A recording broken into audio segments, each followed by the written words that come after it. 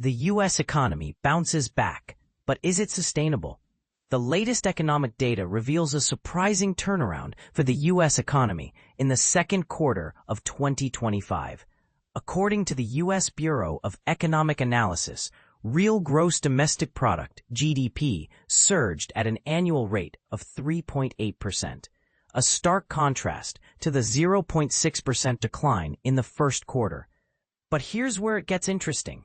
This growth wasn't driven by the usual suspects like investment or exports. Instead, it was fueled by a significant drop in imports and a surge in consumer spending.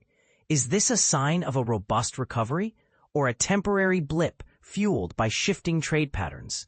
Consumer spending takes the lead. The star of the show was undoubtedly consumer spending, which saw a substantial upward revision from previous estimates.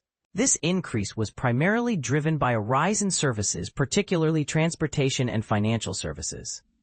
Interestingly, spending on goods also contributed, with a notable boost from motor vehicle purchases, especially light trucks. This shift in consumer behavior raises questions.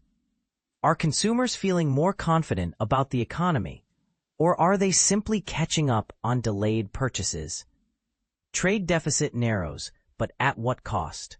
The decline in imports played a crucial role in the GDP growth. While a narrower trade deficit is generally seen as positive, it's essential to consider the reasons behind this drop.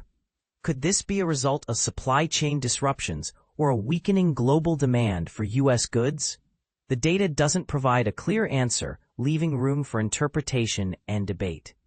Industry performance, a mixed bag. From an industry perspective, the picture is mixed. Private goods-producing industries saw a strong 10.2% increase in real value added, while private services-producing industries grew at a more modest 3.5%. However, government spending declined by 3.2%, potentially reflecting budget constraints or shifting priorities.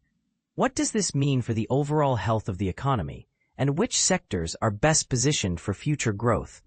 Looking ahead, uncertainty remains. While the second quarter growth is undoubtedly welcome news, it's essential to approach the data with caution. The revisions to previous estimates highlight the inherent uncertainty in economic forecasting. The upcoming release of third quarter data on October 30th will provide further insights into the sustainability of this recovery. Will the U.S. economy continue to defy expectations, or are we headed for a period of slower growth? Only time will tell. Key takeaways and questions for discussion. The U.S. economy rebounded strongly in Q2 2025, driven by reduced imports and increased consumer spending. Consumer behavior shifted towards services and goods, particularly motor vehicles. The trade deficit narrowed, but the reasons behind this decline remain unclear. Industry performance was mixed, with goods-producing industries outpacing services. What's your take on the current state of the U.S. economy? Do you think this growth is sustainable, or are there underlying weaknesses that could derail the recovery? Share your thoughts in the comments below.